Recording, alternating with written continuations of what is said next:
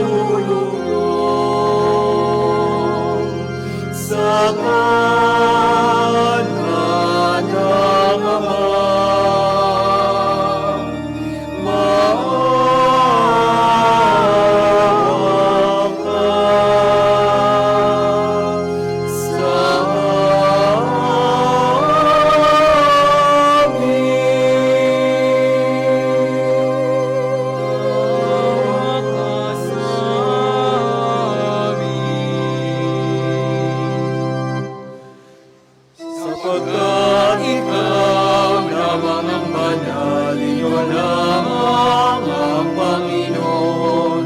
Ikaw lamang, O Jesucristo, ang kataasan, kasama ng Espiritu Santo,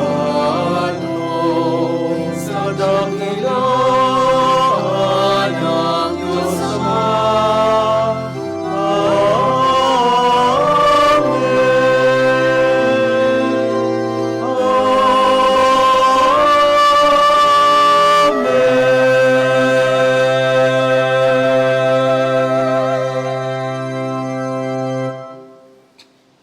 Manalangin tayo.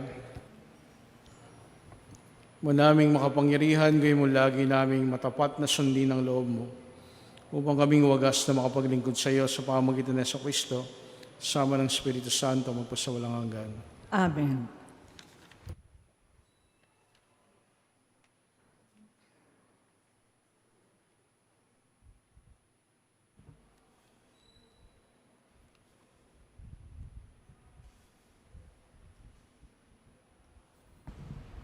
Pagbasa mula sa aklat ni Propeta Isaías.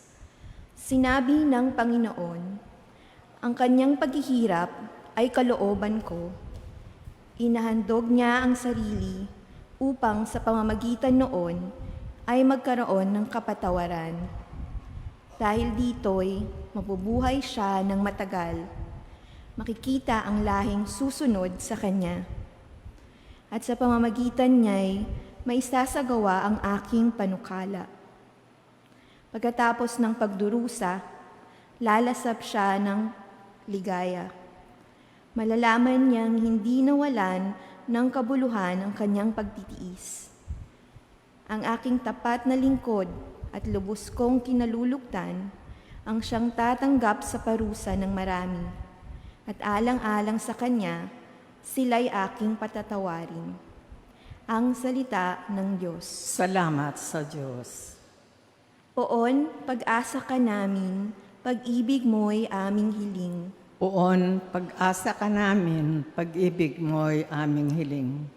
Panginooy, tapat sa kanyang salita at maaasahan ang kanyang ginawa. Minamahal niya ang gawang matapat, ang pag-ibig niya sa mundo'y laganap. Poon, pag-asa ka namin, pag-ibig mo'y aming hiling. Ang may takot sa Diyos at nagtitiwala sa kanyang pag-ibig ay kinakalinga. Hindi babayaang sila ay mamatay, kahit magtagutom, sila'y binabuhay. Poon, pag-asa ka namin, pag-ibig mo'y aming hiling. Ang ating pag-asa'y nasa Panginoon. Siya ang sanggalang natin at katulong. Pagkaloob mo na aming makamit, O Poon, ang iyong wagas na pag-ibig, yamang ang pag-asa sa'yo'y nasasali. Poon, pag-asa ka namin, pag-ibig mo'y aming hiling.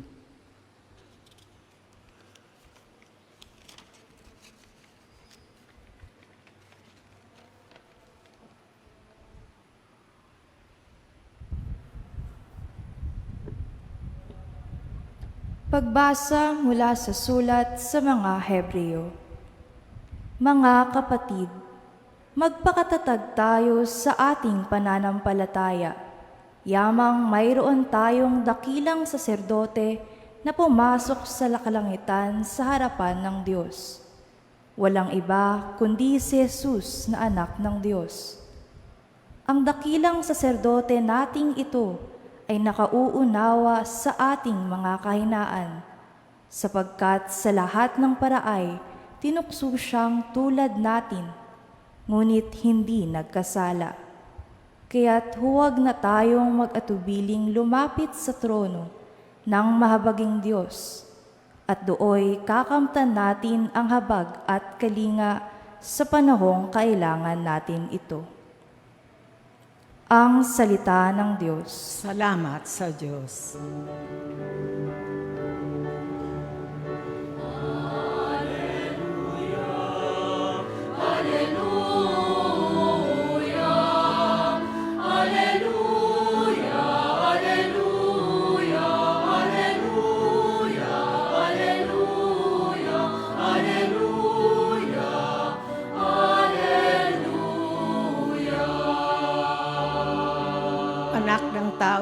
ating upang sarili ihain, lingkod manunubos natin. Sumayin niyo ang Panginoon. At sumayo rin. Buting balita ng Panginoon ayon kay San Marcos. Papuri sa iyo, Panginoon. Noong panahong iyon, lumapit kay Jesus sina Santiago at Juan, mga anak ni Zebedeo, at ang sabi, Guro, may hihilingin po sana kami sa inyo. Ano iyon? Tanong ni Jesus. Sumagot sila, sana'y makaupo kami sa tabi ninyo sa iyong kaharian, isa sa kanan at isa sa kaliwa. Hindi niyo nalalaman ang inyong hinihingi, sabi ni Jesus sa kanila. Mababataan niyo ba ang hirap na babatahin ko? Pabibinyag ba kayo sa binyag na daranasin ko? Opo, tugon nila. Sinabi ni Jesus, ang hirap na babatahin ko ay babatahin nga ninyo. At kayo bibinyagan sa binyag na daranasin ko. Ngunit wala sa akin ang pagpapasya kung sino ang maupo sa aking kanan at sa aking kaliwa. Ang mga luklukan sinasabi niyo ay para sa mga pinaghandaan. Nang marinig ito ng 10 alagad, nagalit sila sa magkapatid. Kaya't pinalapit sila ni Jesus at sinabi, alam ninyo na ang mga itinuturing na pinuno ng mga hentil ay siyang pinapanginoon at mga dinadakila na siyang sumusunod.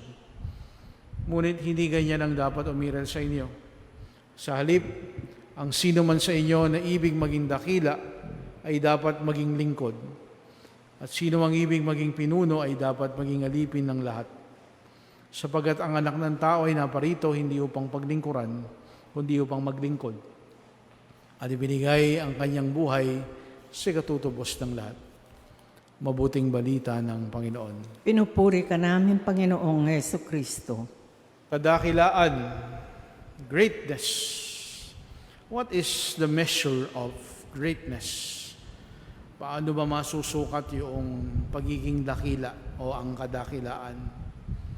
Paano nga ba? Sa panahon po natin ngayon, maraming panukat. Madaling sukatin bilang mga tao, madaling sukatin yung pagiging dakila. Sabi, pag mayaman ka, tinuturing kang dakila. Kapag meron kang nakokontrol na mga tao, pwede kang sabihing dakila. If you have that skills, you can be great. If you have that good attitude, kung meron kang attitude na maayos o hindi maganda, parang sinasabing dakila ka. Kapag sikat ka, at kapag meron kang tagumpay, nagkaroon ka ng tagumpay na may pagmamalaki mo, sinasabing dakila ka, at marami pang iba. The answer will depend on who you ask and what her heart suggests. Kung ikaw ang tatanungin, kung kayo ang tatanungin, paano at ano ang kadakilaan para sa inyo? Paano mo pinapakita yung kadakilaan at ano ang kadakilaan para sa inyo? Mga kapatid, pinag-uusapan natin to dahil sa Ebanghelyo, sa pangaral ni Jesus sa kanyang maalagad, parang sinasabi ni Jesus, asahan ninyo na ang panukat at pagpapahalaga ng kadakilaan ng mundo ay kung sino ang nais sa taas. Yun yung parang punto ni Jesus sa kwento ng Ebanghelyo. Saan ba nanggaling? Bakit ba pinag-usapan yung kadakilaan? Dahil may 2 alagad na nangahas. 2 alagad ni Jesus na nangahas, si Santiago at Juan, at nagtanong, Guro, meron kaming request sa iyo. Ano yun? Sabi ni Jesus, sana makaupo kaming katabi nyo, isa sa kanan, isa sa kaliwa. Kaya nga sabi ni Jesus, hindi nyo alam kung anong hinihingin nyo. Magagawa nyo ba? Magagawa nyo ba yung hirap na nasasapitin ko? Pabibinyag ba kayo sa binyag na daranasin ko? Yung pagtitiis ko ba, yung sakripisyo ko ba, magagawa niyo ba? Naglakas loob naman silang sumagot na, oo po, kaya namin. Yung hirap na dadanasin nyo, yung sakripisyong gagawin ninyo, kakayanin namin. Pero nang sabi ni Jesus, wala sa akin ang pagpapasya kung sino maupo sa kanan at sa kaliwa.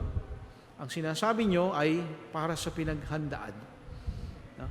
Sa madaling salita, parang sinasabi ni Jesus, asahan ninyo na ang mundong ito, ang panukat ng pagpapahalaga ng kadakilaan, ay kung sino ang nais taas. He warns and reminds His disciples to expect that the world will value greatness mainly on the basis of who's at the top of things.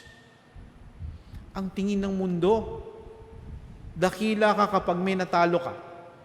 Yun ang nakakalungkot eh. Sa madaling salita, ang pananaw ng mundo, kadakilaan, unahan at agawan. Ganito yung nangyari sa mga alagad eh. Nag-unahan sila kung sino uupo sa kanan at sa kaliwa. Kaya nga nagalit yung 10 eh. Di ba, pagkatapos nilang marinig yung sinabi ng 2, nagalit yung 2 alagad. Bakit sila nagalit? Dahil pangahas? Dahil pinangungunahan nila si Jesus? Hindi. Nagalit sila dahil naunahan sila nung 2. Para sa kanila, dapat kami yun. Ang nasa kaliwa at nasa kanan. Nagalit sila dahil hindi sa kapahangasan, kundi naiinggit sila na dapat kami ang nandoon sa kaliwa at kanan. Kaya nga, mga kapatid, para sa kanila, ang pananaw ng mundo, dakila ka kapag may natalo ka. Sa madaling salita, unahan at agawan. Nakalulungkot. Gusto ng lahat nasa itaas. Gusto ng lahat bida. Marami nagbibida-bidahan sa mundo.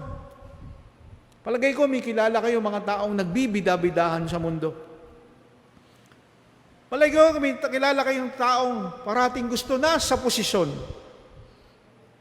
Yakap na yakap sa posisyon. Kasi gustong maging dakila eh. Siguro may mga tao din kayong kilala na gusto pinaglilingkuran parate. Parang hari. May mga tao rin siguro kayong kakilala na gusto parating minalalang kapasam kapwa. Dahil dapat ako lang ang dakila, ako lang ang bida. Nakalulungkot, wala na yung konsepto nung biyaya ng kababaang loob.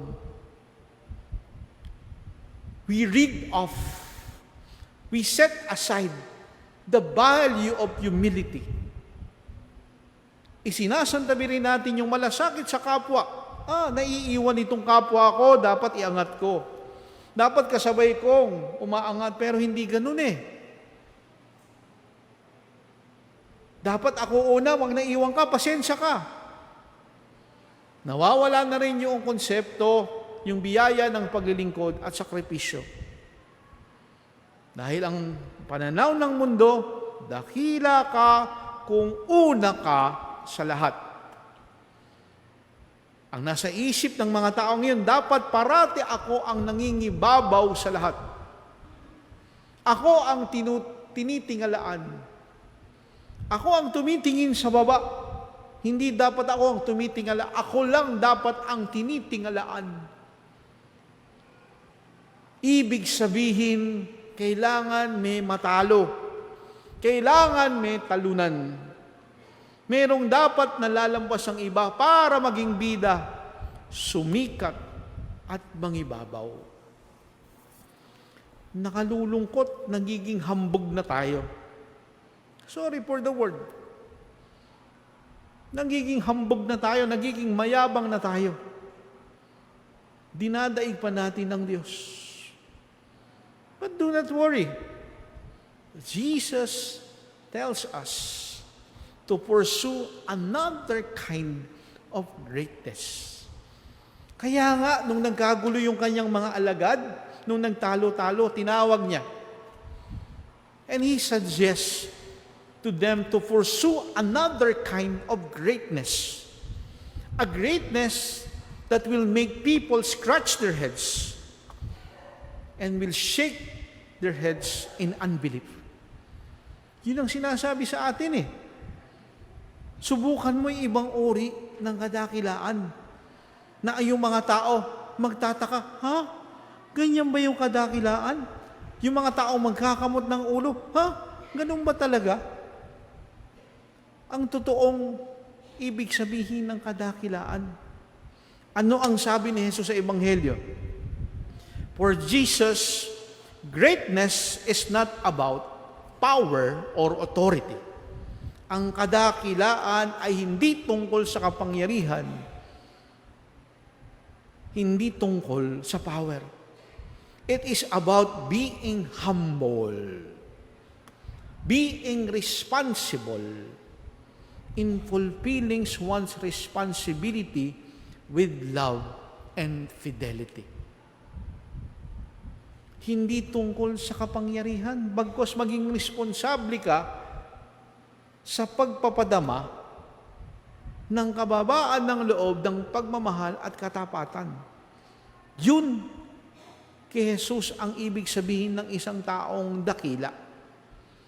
Kadakilaan ay hindi tungkol sa pang-aalipin, hindi tungkol sa pangkokontrol ng iba, bagkus ang abilidad na maging bukas sa pakikinig at paglilingkod sa kapwa.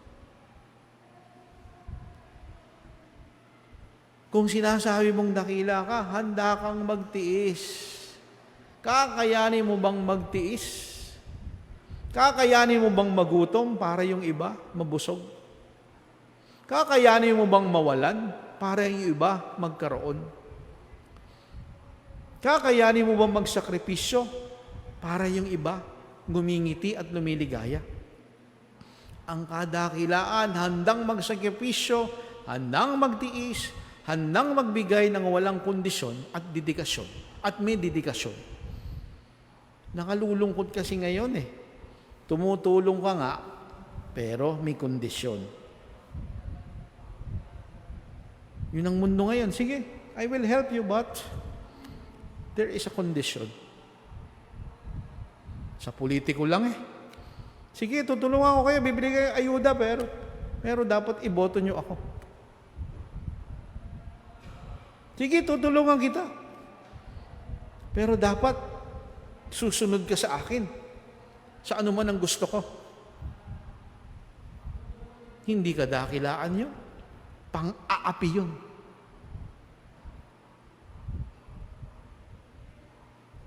Pang-aapi. Pang-maliliit. Greatness is not having many followers. Greatness for Jesus is service. Greatness is doing something and not enriching oneself. Greatness is helping people to improve their lives and faith. Ang kadakilaan ay pagtulad kay Jesus sa isip, sa puso, pananalita at sa gawa. Kaya pag may lumapit sa inyo, magbigay ng ayuda, tulong, tanggapin nyo.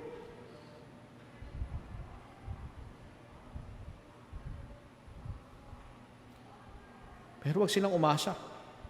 Dahil alam mo yung motibo nila. Huwag mong tangkilikin. Alam mo yung motibo nila. Na alipinin ka. Ni kondisyon. Are you willing to help people without condition? That is the challenge to all of us. And that is being great. Kaya mga kapatid, ang kadakilaan sa madaling salita, pagtulad kay Jesus sa isip, sa puso, sa pananalita at sa gawa. Si Jesus, ibinigay yung sariling buhay. Wala namang kapalit. He continues to love us and He continues to give Himself to us. Si Jesus nagpagaling ng marami. Meron bang kapalit? Wala. Ang nais lang ni Jesus, ang puso mo ay maging tulad ng puso niya. Kaya mga kapatid, sa huli, magandang tanong ito Sa punto ng buhay mo,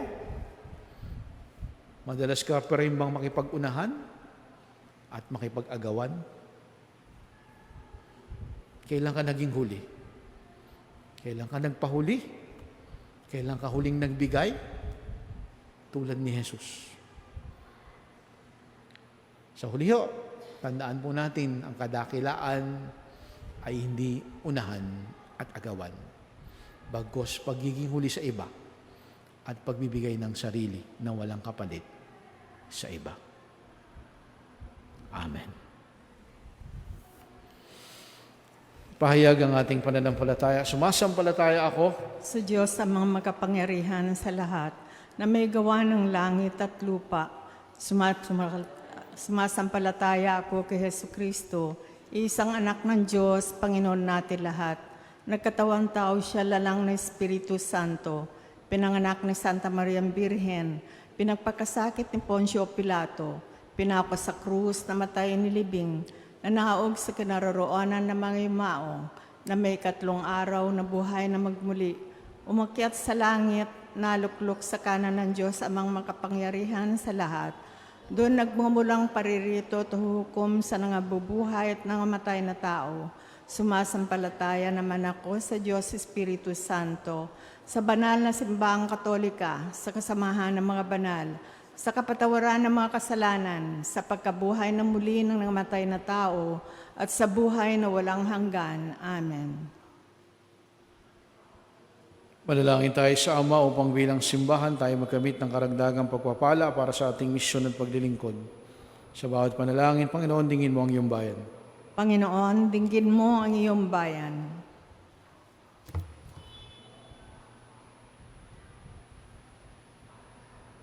Para sa Santo Papa, mga obispo, mga pari at lahat ng mga misyonero, lumago nawa sila araw-araw sa kanilang katapatan kay Kristo at sa simbahan, upang maakay nila ang kawang ipinagkatiwala sa kanila ni Kristo. Manalangin tayo. Panginoon, dinggin mo ang iyong bayan. Para sa mga namumuno sa pamahalaan, tuparin nawa nila ang kanilang sinumpaang tungkulin bilang pagtawag sa kanila ng Diyos at bilang misyon tungo sa ginhawa at maayos na pamumuhay ng taong bayan. Manalangin tayo. Panginoon, dinggin mo ang iyong bayan. Para sa mga kapatid naming nagdurusa, dulot ng sakuna, sakit o kalalitaan, makatanggap nawa sila ng tulong mula sa lokal na pamahalaan at pagkalinga mula sa kanilang pamayanan. Manalangin tayo. Panginoon, dinggin mo ang iyong bayan. Para sa mga kultura ng mundo, mapangalagaan nawa ang bawat mamamayan at tribo na isinasabuhay kani-kanilang kultura. Manaig nawa ang diwa ng paggalang at teologo sa bawat engkwentro sa kanila.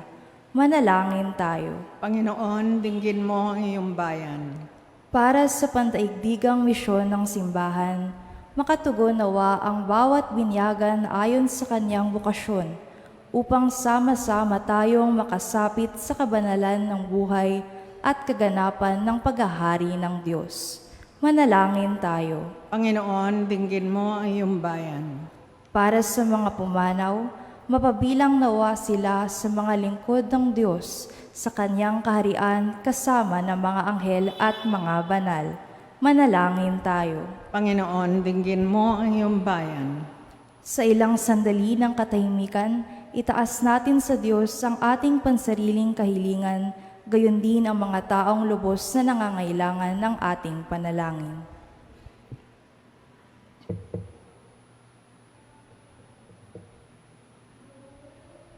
Manalangin tayo. Panginoon, dinggin mo ang iyong bayan. Panginoon, sa iyo bumubukal ang biyaya at kabutihan, tunghel mo ang may pagkahabag ang iyong bayang nagsusumamo. Hiling namin sa pamagitan ng Kristo ng aming Panginoon. Amen.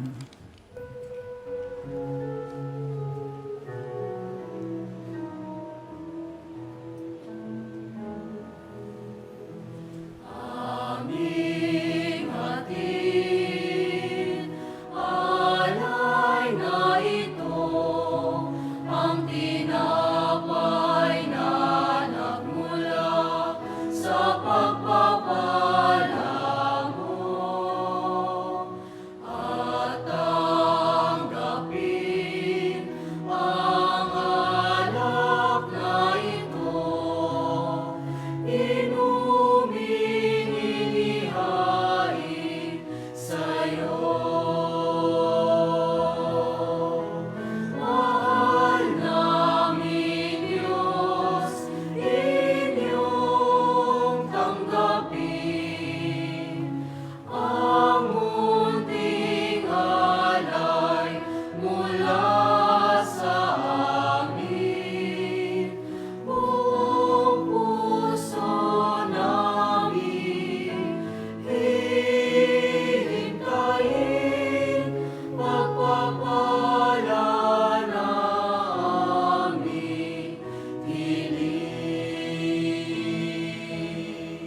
Manalangin kayo mga kapatid, ang pag-aay natin ay kalugdan ng Diyos sa mga makapangyarihan. Tanggapin nawa ng Panginoon itong paghahain sa inyong mga kamay, sa kapurihan niyo at karangalan sa ating kapakinabangan at sa buong sambayanan niyang banal. Wala naming labikaya paglamong ikaw ay aming kusang mapaglingkuran sa pag-aay namin na maalay na iyong bigay upang kaming dalisayin ng iyong pagmamahal sa paglilingkod namin ngayong ginaganap ang banal na pagdiriwang sa pamagitan ng Kristo kasama ng Espiritu Santo magpasawalang hanggan. Amen. Sumayin niyo ang Panginoon. At sumayo rin. Sa Diyos ang iyong puso at diwa. Tinaas na namin sa Panginoon. Pasalamatan natin ang Panginoong ating Diyos. Marapat na siya ay pasalamatan. Ama naming makapangyarihan, tunay nga marapat na ikaw ay aming pasalamatan. Ikaw ang lumikha sa tanan. Ikaw ang nagtakdang magkaroon ng gabi at araw, kaya hindi ng taginit at tagulan. Ikaw ang humubog sa tao bilang iyong kawangis na pagkakatiwala ang mga siwa sa daigdig. Ikaw ngayon pinaglilingkuran sa pagganap sa pananagutan ng iyong pinagtitiwalaan sa pamagitan ng mong mahal. Kaya kaysa na mga anghel na nagsisiawit ng papuri sa iyo na lang humpay sa kalangitan, kami nagbubuni sa iyong kadakilaan.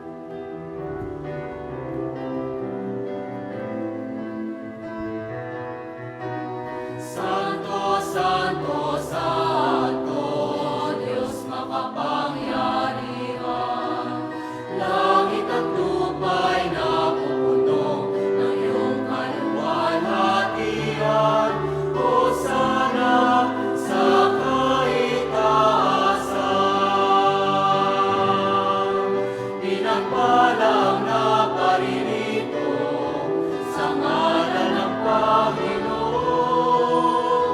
Hosana sa kaitaasan.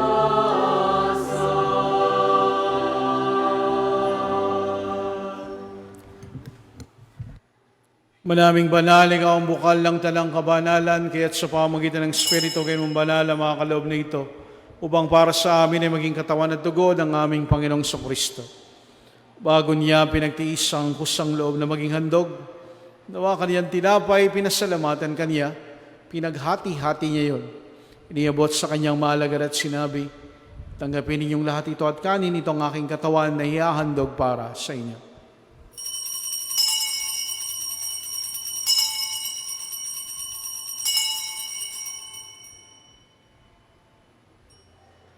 Kaya hindi naman nang matapos ang hapunan, hinawakan niyang kalis, muli kanyang pinasalamatan. Inabot niyang kalis sa kanyang malagar at sinabi, tanggapin ninyong lahat ito at inumin. Itong kalis ng aking dugo ng bago at walang hanggan tipan. Aking dugo na ibubuhos para sa inyo at para sa lahat. Sa kapagpapatawa ng mga kasalanan, gawin niyo ito bilang pag-alaala sa akin.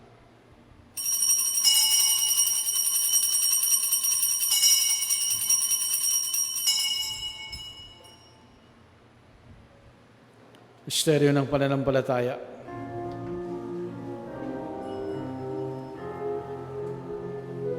Si Kristo ay namatay, si Kristo ay nabuhay, si Kristo ay babalik sa wakas ng panahon. Mga ginagawa namin ngayon ng pag-alaala sa pagkamatay at pagkabuhay ng iyong anak, kaya tinalay namin sa iyong tinapay na nagbibigay buhay, ang kalis nagkakalob ng kaligtasan. Kami nagpapasalamat dahil kami minarapat na tumayo sa harap mo para maglingkod sa iyo. Sinasamo namin kami magsalo-salo sa katawan at dugo ni Kristo ay mabuklod sa pagkakaisa sa pamagitan ng Espiritu Santo. Amalingapin mo ang iyong simbahang naganap sa buong daigdig. Puspusin mo kami sa pag-ibig kay isa ni Francisco naming Santo Papa at ni Jose naming Obispo at ng Tanang Kaparian. Alalahanin mo rin ang mga kapatid naming nahimlay na may pag-asang sila ay muling mabubuhay gayon din ang lahat ng mga pumanaw. Kaawaan mo sila at patuloyin sa iyong kaliwanagan. Kaawaan mo at pagindapatin kaming lahat na makasalo sa iyong buhay na walang wakas. Kaysa na mahal na Birheng Maria, ni Ina ng Diyos, kaysa ni San Jose ng kanyang kabiyak ng puso, kaysa ng mga apostol at lahat ng mga banal na namuhay sa daigdig at kalugod-lugod sa iyo. Pagdiwang naman namin ang pagpupuri sa kararangal mo sa pamamagitan ng iyong anak na aming Panginoong Kristo. Sa pamamagitan ni Kristo, Sama niya at sa Kanya, ang lahat ng parangal at papuri ay sa iyo, Diyos amang makapangyarihan, kasama ng Espiritu Santo, magpasawalang hanggan.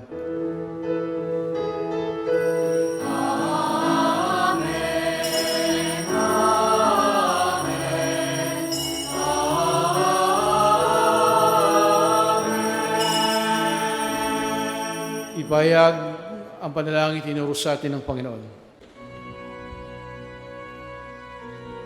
Ama namin,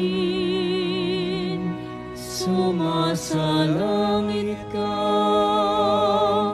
sambahin ang ngalan mo, mapasa amin ang kaharian mo, sundin ang loob mo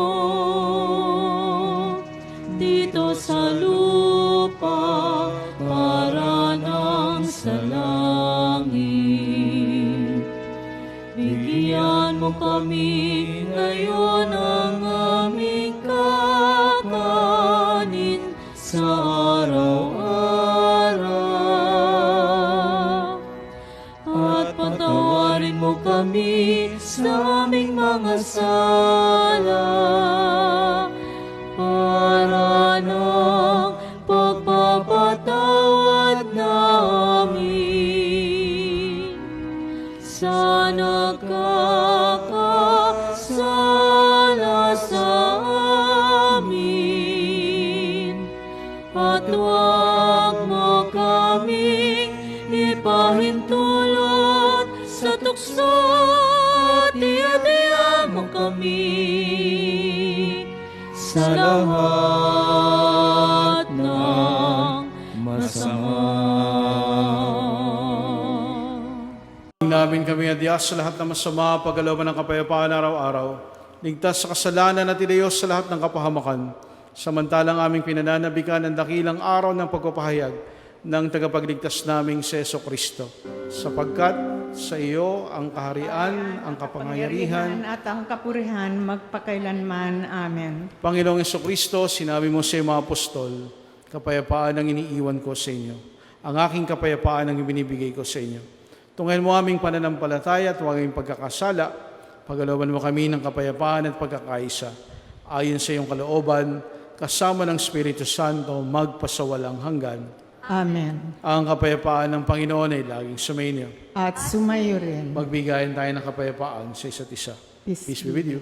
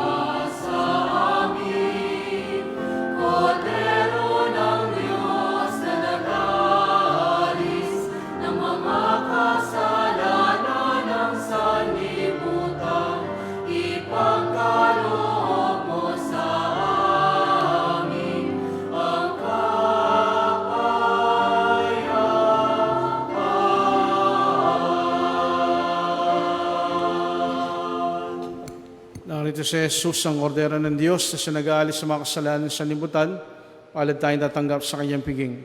Panginoon, hindi ako karapat-dapat na magpatuloy sa iyo, ngunit sa isang salita mo lamang ay gagaling na ako.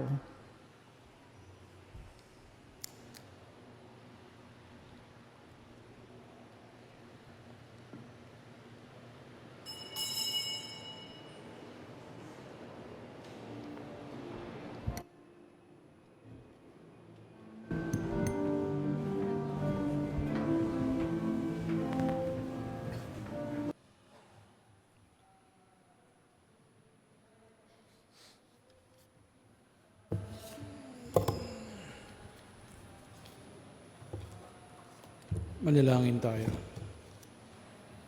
Manaming mapagmahal, gawin mong sa aming banal na pakikinabang, kami ngayon ay iyong matulungan at mahubog para mamuhay sa kalangitan sa pamamagitan ng Kristo kasama ng Espiritu Santo, magpasawalang hanggan. Amen. Gawaran nawa kayo ng pagpapala ng mawaing Diyos upang lagi niyong mapahalagahan ang kanyang karunungang nagdudulot ng kaligtasang walang hanggan. Amen. Amen. At pagpalain kay lahat ng makapangyarihan at mawaing Diyos, Ama, Anak at Espiritu Santo. Amen. Tapos na ang pagdiriwang, humayo kayo sa biyaya ng Panginoon. Salamat sa Diyos. Salamat din. Umawit ng sama-sama.